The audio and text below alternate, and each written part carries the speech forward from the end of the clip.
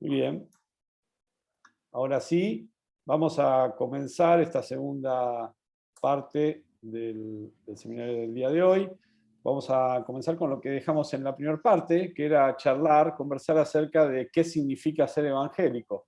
Y luego ya de la interacción que se dé, pasamos directamente a Douglas, que nos va a llevar a la reflexión sobre los temas teológicos que surgen de la dieta de Worms. Muy bien, queda abierta la conversación. ¿Qué significa ser evangélicos hoy?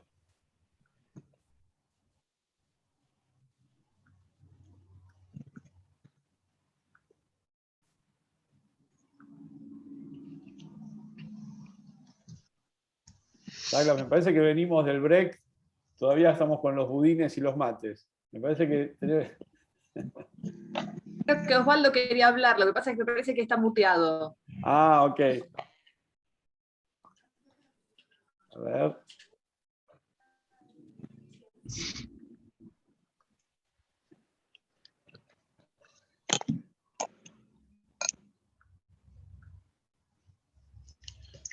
Sí, se tiene que desmutear él, no lo estoy pudiendo desmutear yo.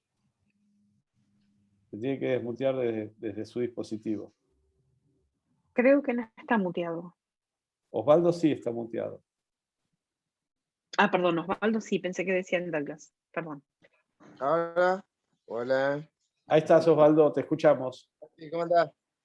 Sí, no, es que vos dijiste que había que hacer un comentario al final. Al final de que queríamos que hacer un comentario, algo bueno. Yo estaba, no sé si habrán escuchado que estaba llamando a una de mi nieta para que me explicara a ver cómo se hacía esto, si es que podía ser, pues yo en realidad no lo sé hacer. Entonces, bueno, estaba consultando con una de las chicas a ver si sabían cómo se hacía eso. Ah, es por la encuesta, sí, no te preocupes. Bueno, al final ahí acabamos de poner, acaba de poner Marco un link en el chat que lo pueden completar antes de terminar, una encuesta de satisfacción, ¿sí? Pero eso se completa Sí. directamente en el mismo, en el lugar donde te lleva el link. ¿Okay? Claro, por eso le preguntaba a alguna de las chicas acá si no sabían cómo era el sistema para que me explicaran ahora. Ok, ¿Vale? perfecto. Gracias, Osvaldo. Acá. Muy bien. Douglas, me parece que entramos en el tema y después volvemos a la reflexión sobre qué es el evangélico. ¿Te parece? Bueno, muy bien.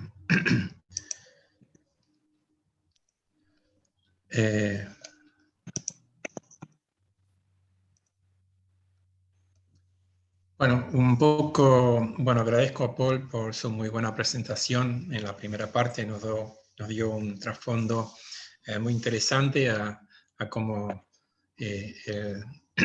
toda la experiencia y el trabajo de Lutero nos llegó hasta Worms, ¿no? Como bien dijo Pablo, bueno, celebramos los 500 años de Worms, en realidad era más tipo marzo-abril, cuando estaba en sesión, viste, esa reunión, pero creo que la dieta de Worms realmente ayudó a aclarar y definir cuál era la diferencia básica entre lo que resultó ser después la Reforma Protestante, ¿no? Entre la cuestión de cuál era la autoridad suprema, infalible para la Iglesia, ¿no? Quizás es un error pensar que la Iglesia Católica no creía en la autoridad de la palabra de Dios. El problema es que tenía la tradición eclesiástica, la tradición y todos los documentos de la Iglesia Católica al mismo nivel que la palabra de Dios, ¿no? La diferencia con nosotros es que definimos sola escritura, que nosotros llamamos el principio formal de la Reforma, porque es sobre el principio de sola escritura que se basó las enseñanzas que se redescubrieron de la Reforma Protestante a partir principalmente, no solamente de Lutero, en sus estudios como profesor, pero también se venían anunciando con lo que llamamos los pre-reformadores de gente como Hus, ¿no? Juan Hus, a cual se hizo alusión en esa cita en alemán, ¿no? Donde se refería a Lutero como un husita, ¿no? Alguien que estaba siguiendo las enseñanzas de Hus, ¿no? Como también Wycliffe, Juan Wycliffe en Inglaterra, que ya estaban de alguna manera protestando en contra de las enseñanzas y las tradiciones de la Iglesia Católica casi un siglo antes de esto, ¿no? Entonces, es muy importante entender que este principio de sola escritura es la única regla de fe infalible, de fe, así como lo define la Confesión de Westminster en el primer capítulo, ¿sí? Y entonces me parece que en esa famosa cita que Paul nos leyó de Lutero en Worms, esto es lo que queda claramente expuesto, ¿no? Que bueno, la única manera en que podemos realmente determinar qué es lo que creemos, ¿no? es por la palabra de Dios, ¿no? Pero bueno, quisiera simplemente también decir que a su vez no es que nosotros no tenemos tradiciones o nosotros no tenemos confesiones o documentos eclesiásticos, los tenemos y nos ayudan. En el caso de los credos, los antiguos credos de la Iglesia en los primeros siglos después de los apóstoles, como también después lo que vino con la Confesión de Westminster y los otros documentos de la Reforma, nos ayudan a comprender la palabra de Dios y sus enseñanzas, pero obviamente no los consideramos al mismo nivel ni los creemos divinamente inspirados, ¿no? Entonces, bueno, es simplemente una aclaración sobre eso, ¿no? Y como consecuencia de este principio de sola escritura,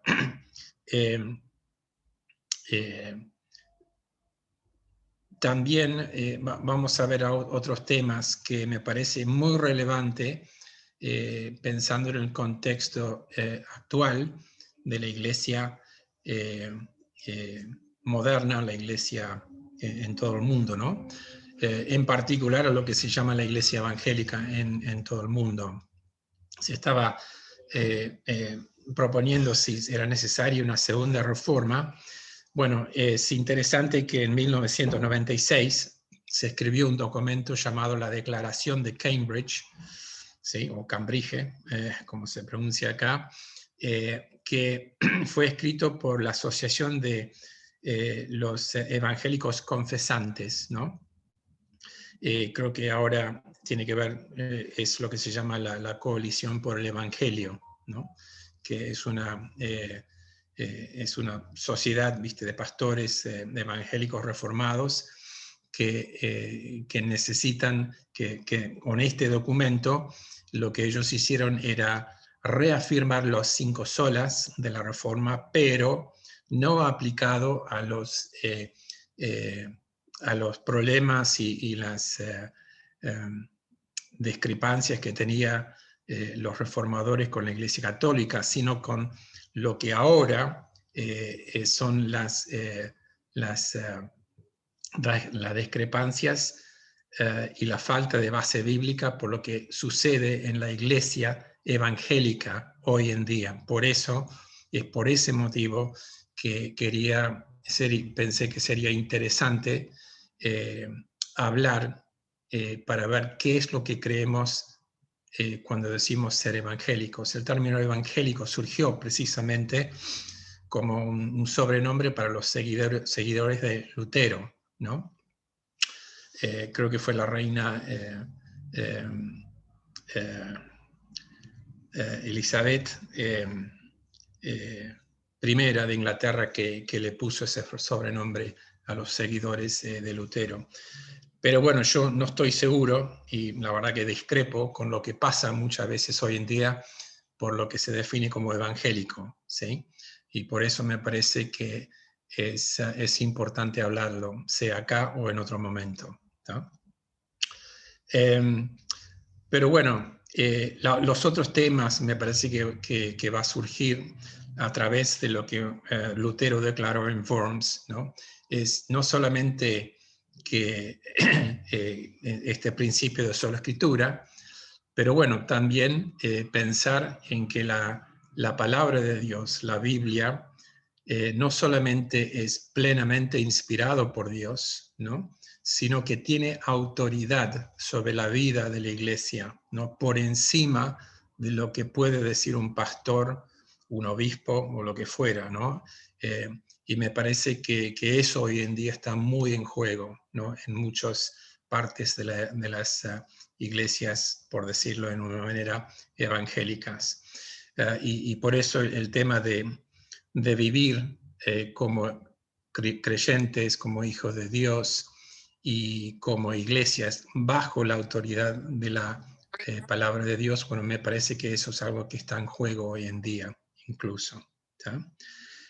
Y el otro tema que surge también de vivir bajo la autoridad de la palabra de Dios es la suficiencia de la palabra de Dios, que no necesitamos estar buscando nuevas revelaciones de Dios, sino que todo lo que tenemos en la palabra de Dios es suficiente para poder conocer a Dios, como amar a Dios, como ser como su Hijo Jesucristo y como servirlo, ¿no? Es una cosa estar buscando otras revelaciones, pero a su vez lo que sí hace falta hoy en día es escudriñar las Escrituras y profundizar en lo que dice, porque ahí sí vamos a tener nuevos o más profundos entendimientos de lo que Dios dice en su palabra. Entonces, es por ese lado que viene esta parte de la presentación.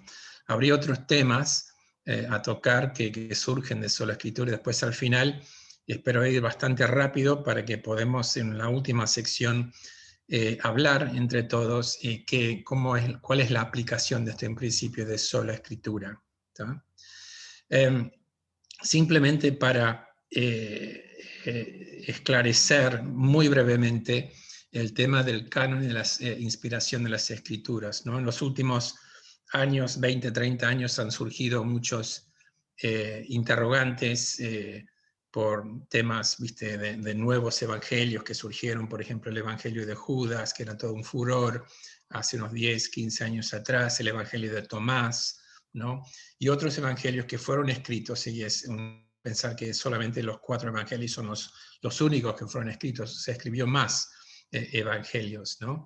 Pero bueno, simplemente repasar muy brevemente por qué el canon de las escrituras es importante en definir que los 66 libros que tenemos en la Biblia son plenamente inspirados por Dios y ningún otro, ¿no? Y bueno, es muy interesante, ¿no? Hoy tenemos una diferencia, ¿no? Con la Iglesia Católica, con lo que se llaman los libros apócrifos, ¿no? Bueno, estos libros estoy denominados así porque significa el término apócrifo fuera de, ¿no? Es interesante que con respecto al canon, lo que llamamos el canon es la regla de medir, ¿no? Una vara de medir lo que es o lo que no es, en este caso, palabra de Dios. El apóstol Pablo usa la palabra incluso en sus cartas, ¿no? Pero bueno, es importante ver que con respecto al Antiguo Testamento no hubo casi discusión sobre lo que ahora tenemos como los 39 libros del Antiguo Testamento como plenamente inspirado por Dios. Y esto es precisamente lo que tenemos en esa famosa texto bíblico sobre este tema de 2 Timoteo 3:16, donde Pablo, escribiendo a Timoteo, dice: toda escritura es inspirado por Dios, ¿no? Y después es útil para enseñar, reguardir, ¿no? Corregir y apto para todo servicio, ¿no? Para el siervo y el hombre de Dios. Y cuando el término que usa Pablo en ese momento, escritura, es claramente una referencia al Antiguo Testamento. El Nuevo, obviamente, se estaba escribiendo en ese momento. Entonces, es interesante que Pablo, erudito, estudioso, doctor de la ley, también en su trasfondo, consideraba que esos 39 libros del Antiguo Testamento es palabra de Dios, ¿no? Y es interesante ver la utilidad que él pone o que le da al Antiguo Testamento, cosa que hoy en día es una de las dificultades y yo diría las debilidades que muy aparentes, ¿no? en la iglesia evangélica de hoy, ¿no? El casi la cero importancia que se da al Antiguo Testamento, ¿no? Precisamente en este momento estoy dando un curso sobre el Antiguo Testamento en Sociedad Bíblica y sinceramente me sorprende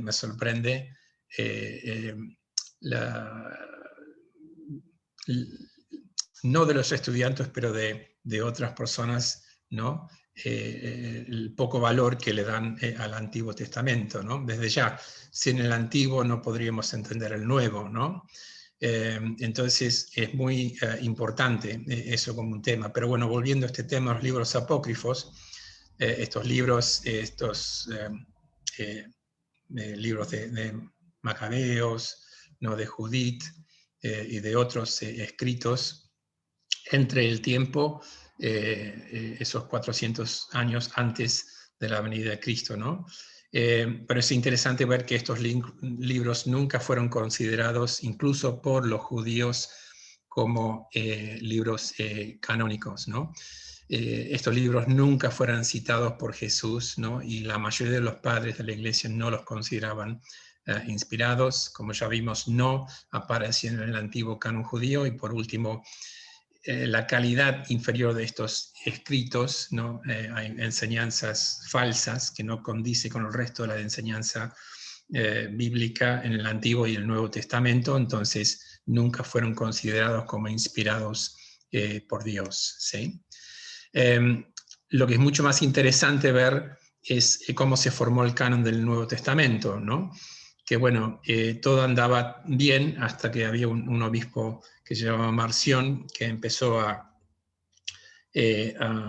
considerar que ciertos evangelios no eran canónicos, no eran inspirados, y cartas también, y él obligó a la iglesia a reconocer, ¿viste? El canon, cuáles eran los libros inspirados del Nuevo Testamento. Y ellos se basaron en estos tres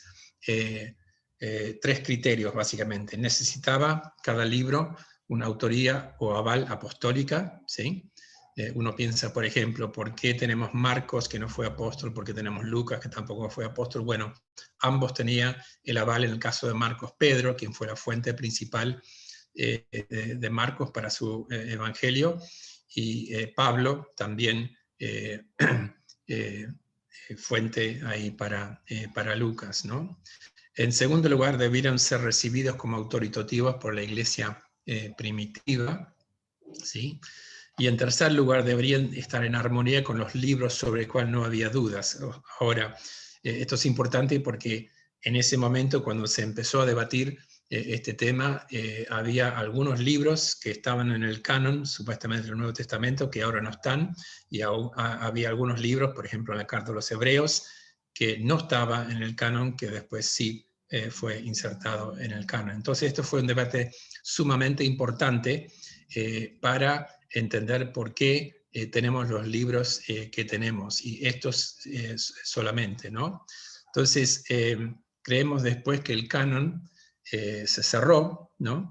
Y por eso no esperamos, ni buscamos, y también rechazamos cualquier cosa que alguien puede decir es una nueva revelación a la altura de lo que sería la autoridad de las Sagradas Escrituras, ¿no?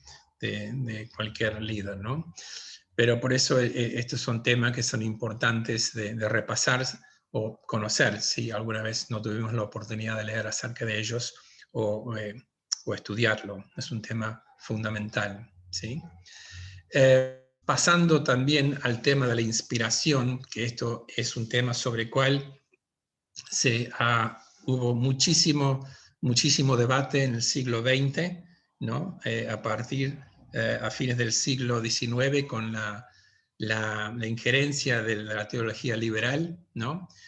Y después un poco la reacción a la teología liberal, en particular con lo que se llama la teología de la crisis, ¿no? O la teología neoortodoxia, cuyos mayores exponentes son Karl Barth y Emil Brunner, ¿no?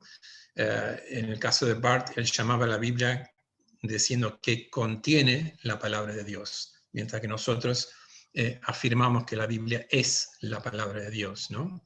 Entonces acá también hubo todo un debate muy importante a nivel académico, ¿no? Entre círculos teológicos, a tal punto que en 1976 se escribió lo que se llama la Declaración de Chicago sobre la inerrancia de las Escrituras, ¿sí? Y esto es un documento que lo pueden bajar, lo pueden leer tranquilamente. Principalmente es una respuesta a las creencias de la neoortodoxia contra la palabra, sobre la palabra de Dios. Simplemente les quiero leer una cita rápida de esta declaración, donde dice...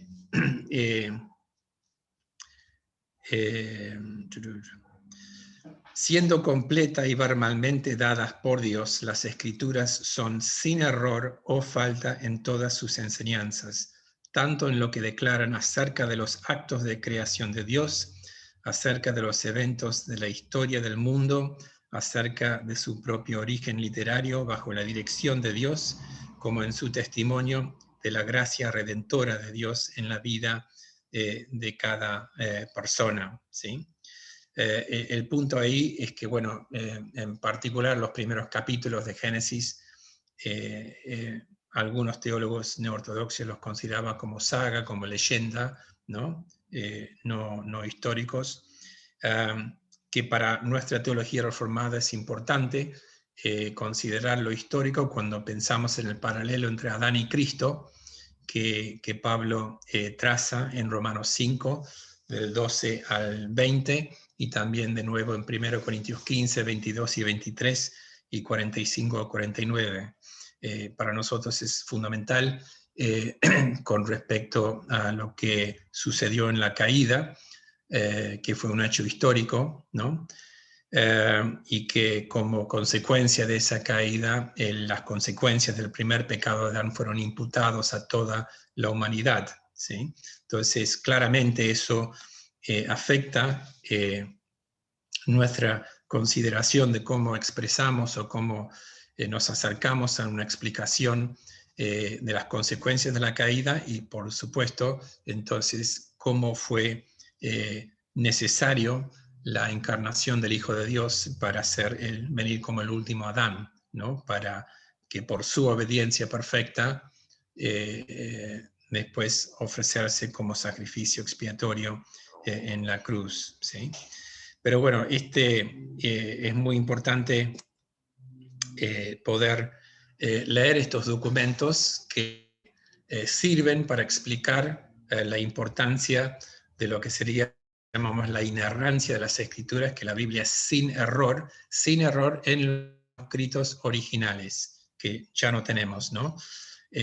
Pero con eso estamos diciendo que lo que Dios dio a través de estos 40 autores que escribieron los 66 libros, es palabra de Dios, que las verdades son infalibles y todo lo que tenemos en la Biblia es sin error en lo que enseña y lo que dice, ¿tá? El tema es que, sin duda, con el pasar de los tiempos, hubo muchas copias hechas de los manuscritos, ¿no? Especialmente en el Antiguo Testamento, de cual sí hubo errores, pero errores de escritura, ¿no? Pero que no afectan en realidad el contenido, ¿no? El mensaje o lo que dice la Biblia como palabra de Dios, ¿tá? Y simplemente es importante ver la afirmación de Jesús mismo, que dice: yo no vine a anular la ley y profetas, sino a darle cumplimiento, ¿no? Y pasando al tema de la inspiración en el Nuevo Testamento, bueno, acá tenemos esta cita de segundo de Pedro 3:15, hablando de algunas, acá en realidad tenemos una referencia a cómo en el tema de la inspiración debemos tener cuidado de no pensar que Dios elevó a un nivel de espiritualidad más alto a las personas cuando estaban escribiendo lo que escribieron. Más bien Dios usó la personalidad y las características de cada persona. Por ejemplo, acá Pedro hace referencia a que hay algunos puntos difíciles de lo que escribe Pablo, difíciles de entender, que los ignorantes e inconstantes tergiversan, ¿no? Como lo hacen también con las demás escrituras para su propia perdición. Claramente Pablo, siendo un doctor de la ley, un erudito, un intelectual, escribía de una manera particular, cosa que se diferencia de autores como Pedro, que son más pastorales en su manera de escribir sus cartas, ¿no? Pablo mismo hace referencia a la autoridad que Cristo le dio, ¿no? En 2 Tesalonicenses 3:6 para enseñar y escribir sus cartas, ¿no? Como también en 1 Corintios 2:9, 13, las palabras que él recibieron fueron dadas por el Espíritu Santo, ¿sí? Entonces, y por último, Jesús en uno de sus últimos discursos con sus apóstoles habla en el capítulo 16 y versículo 14, como el Espíritu Santo iba a revelar todo lo que necesitaban ellos conocer para escriturar lo que ahora conocemos como el Nuevo Testamento, que iban a testificar acerca de Cristo, ¿no? Por eso creemos realmente en una inspiración orgánica, ¿no? Que Dios tomó las mentes y las personalidades de cada uno y se ve, ¿no? Reflejado en la palabra de Dios, ¿no? Por eso creemos en lo que se llama una inspiración orgánica. También, a diferencia de lo que serían otros corrientes teológicos, creemos en la plena inspiración de la palabra de Dios, que todo es plenamente inspirado por Dios. Y por eso estos son algunos de los motivos principales por cual nos afirmamos en sola escritura, ¿no? Bueno, pasando ahora a la autoridad y la suficiencia de las escrituras, acá tenemos el capítulo 1 de la Confesión de Westminster. Es muy completo y trata muchos de los temas que hoy estamos tratando y otros más, ¿no? Incluso da varios principios de interpretación de la palabra de Dios, principios importantes que siempre debemos seguir para no cometer errores, ¿no? Pero acá tenemos en el capítulo 1 y el punto 4 que la autoridad de las Santas Escrituras, por lo que ellas deben ser creídas y obedecidas, ¿no? Me parece que este tema hoy en día, algunas veces, no sé, habría que enfatizarlo un poco más. No dependen del testimonio de ningún hombre o iglesia, sino exclusivamente del testimonio de Dios, quien es en sí mismo la verdad, el autor de ellas, y deben ser creídas porque son la palabra de Dios, ¿no? Con todos los textos bíblicos que avalan esta definición. Y bueno, la verdad que todo el tema de autoridad en general es un problema, es un desafío en la sociedad en general, pero lo es también en la iglesia de Jesucristo. Estaba hablando con un estudiante la semana pasada que me decía que estaba discutiendo algo con su pastor y estaba diciendo, el pastor le respondió diciendo que, bueno, la Biblia tiene autoridad hasta cierto punto, ¿no? Entonces, bueno, esto es simplemente un ejemplo de lo que está pasando, pero bastante más en las iglesias hoy, y no solamente acá, ¿no? Entonces, el tema de la autoridad de la palabra de Dios es algo que se debe reafirmar ¿no? En las iglesias denominadas evangélicas, ¿no?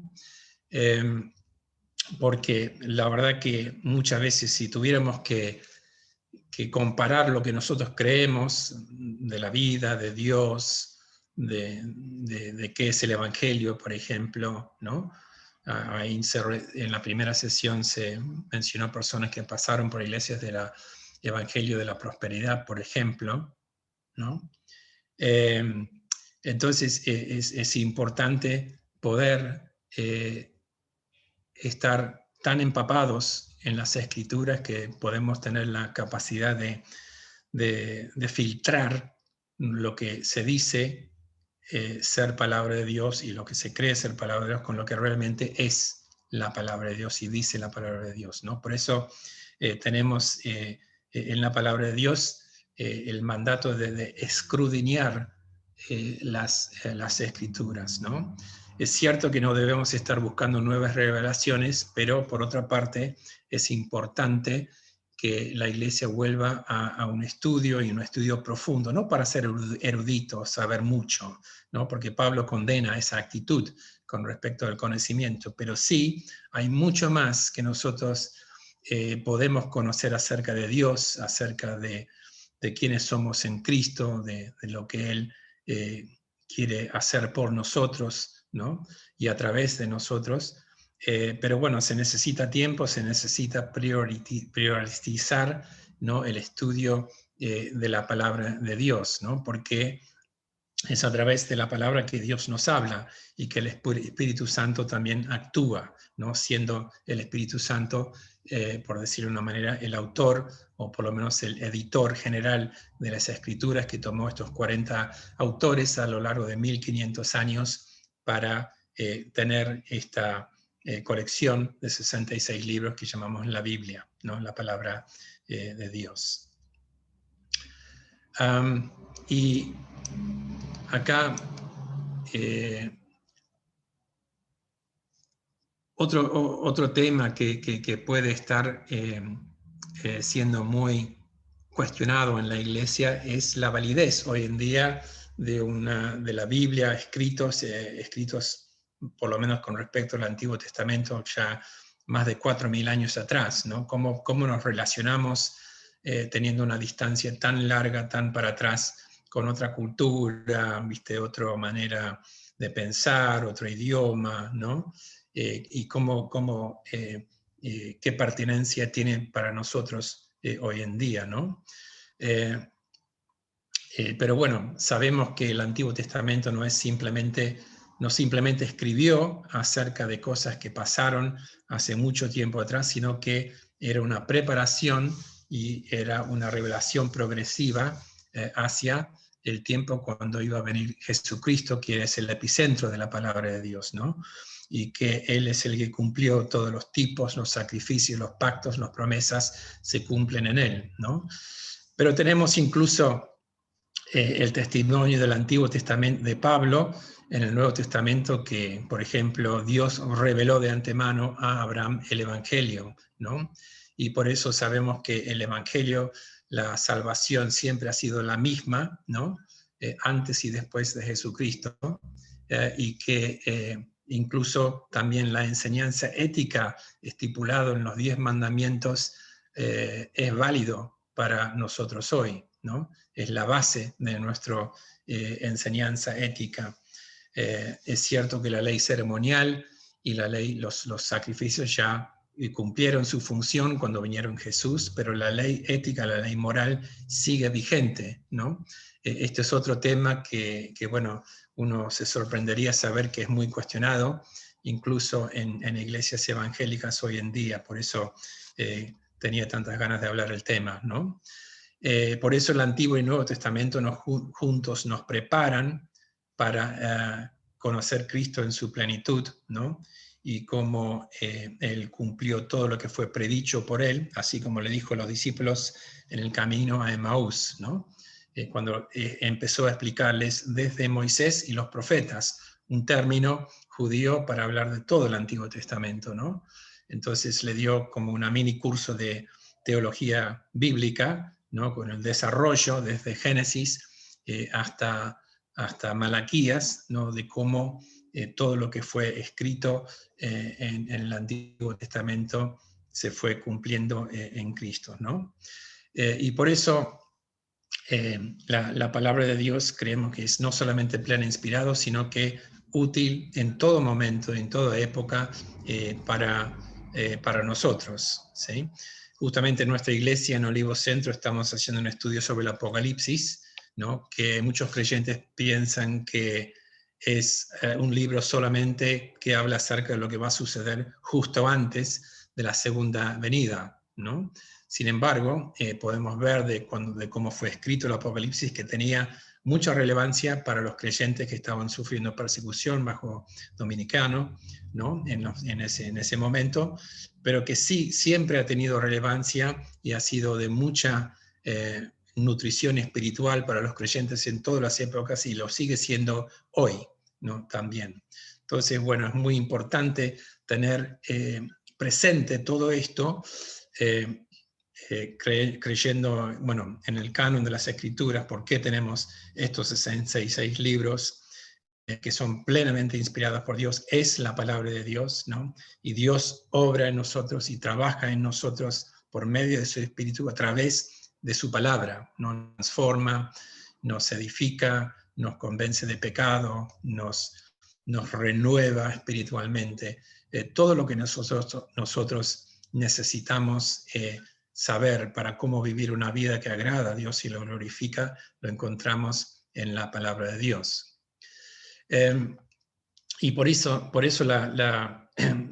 el testimonio bíblico sobre su autoridad es también muy importante, que el mismo mensaje viene directamente por Dios, ¿no?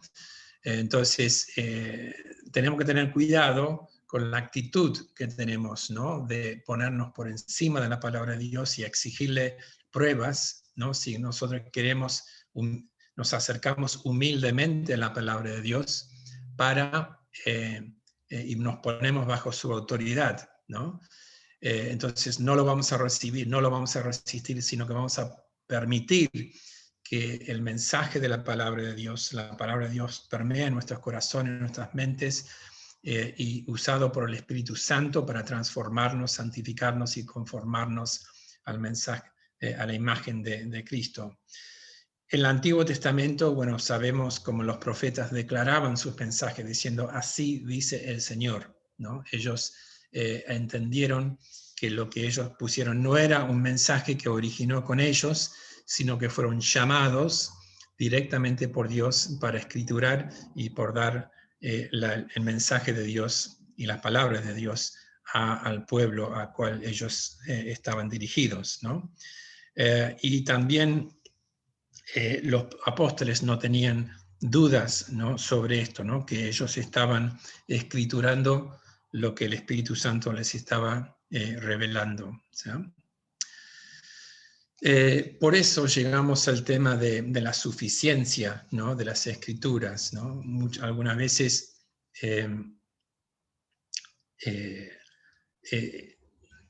podemos estar más pendientes, ¿no? de un devocional, ¿no? O de escuchar a alguien y tratar de manejar nuestra espiritualidad en esos términos, ¿no?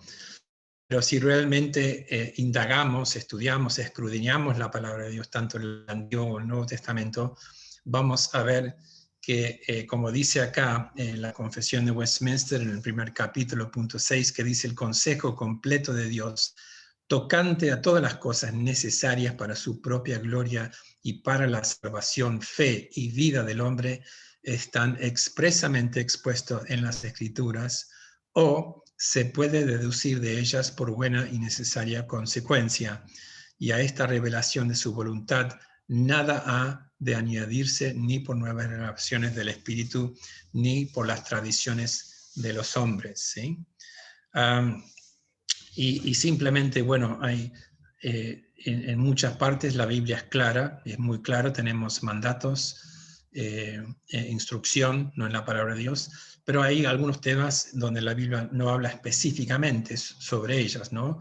Y ahí, bueno, tenemos que tomar el consejo de lo que dice el Catecismo Menor de Westminster, que nos anima a buscar el consejo de Dios en su palabra con el fin de poder glorificar a Dios, ¿no? Entonces, eso es el fin por el cual debemos estudiar y entender por medio de principios que nos guían, de buscar la gloria de Dios y ser conformados a la imagen de Cristo, de cómo entender qué es el consejo de Dios en determinados temas donde la Biblia no es explícito, ¿no? Bien, bueno, ahora sí, fui bastante rápido para que pudiéramos tener más tiempo entre todos de debatir acerca de la aplicación de sola escritura, ¿no? Y tomando en cuenta, repasando un poco una definición de sola escritura, que es la única palabra de Dios en este mundo, ¿sí? Por ejemplo, simplemente para aclarar este tema, Karl Barth decía que hay que tener la Biblia en una mano y el diario en el otro, ¿no? Que suena como algo muy bueno, como diciendo, es bueno saber en qué mundo estamos para ser relevante y cómo aplicar la palabra de Dios. Pero eso no es lo que él quiso decir. Él quiso decir que tenemos la palabra de Dios, pero Dios sigue revelándose a través de los acontecimientos mundiales en la historia, ¿sí? En cuál caso no estaríamos de acuerdo ahí con esa postura. Creemos que, como dijimos antes con respecto al canon, fue cerrado, ¿no? Y por eso el último punto que recién acabamos de enfatizar es la suficiencia de las escrituras, ¿no? Es la única guía infalible para la conciencia, para la persona y la iglesia, la única fuente de verdadero conocimiento de Dios y de la gracia, y la palabra de Dios es el único juez competente para el testimonio y la enseñanza de la iglesia pasada y presente. Uno de los temas que ha traído mucho desconcierto en la iglesia en los últimos 50 años es el tema de la palabra de Dios y el Espíritu Santo, ¿no? Donde ha surgido, especialmente en los años 60, 70, la idea que, bueno, podemos tener nuevas revelaciones, ¿no? Sino es importante ver que el Espíritu Santo no solamente es el autor de las Escrituras, sino que también es el que nos ilumina y aplica la palabra de Dios, ¿no? Y aunque el mensaje de la palabra de Dios se puede entender claramente, siempre tenemos que tener conciencia de acercarnos a la palabra de Dios con humildad, en oración, pidiendo que el Espíritu Santo sea el que aplica el mensaje de la palabra a nosotros, ¿no? Y por último, bueno, es importante el énfasis, como decía Dios a Josué en esos primeros versículos de ese libro, de que debemos tener cuidado de poner por obra las palabras de Dios y obedecerlas, ¿no? Escuchar la voz de Dios. Me parece muy importante lo que dijo justamente Martín Lutero, ¿no? Que la iglesia no determina lo que enseñan las escrituras, sino que son las escrituras que lo que debe determinar lo que la iglesia enseña. Y esto es algo que quizás sería muy bueno debatir entre nosotros, hasta qué punto eso se cumple, ¿no? En general. Y por eso es muy importante el segundo punto, ¿no? De la cuestión, que hoy en día en muchos sectores es un temazo, el tema de la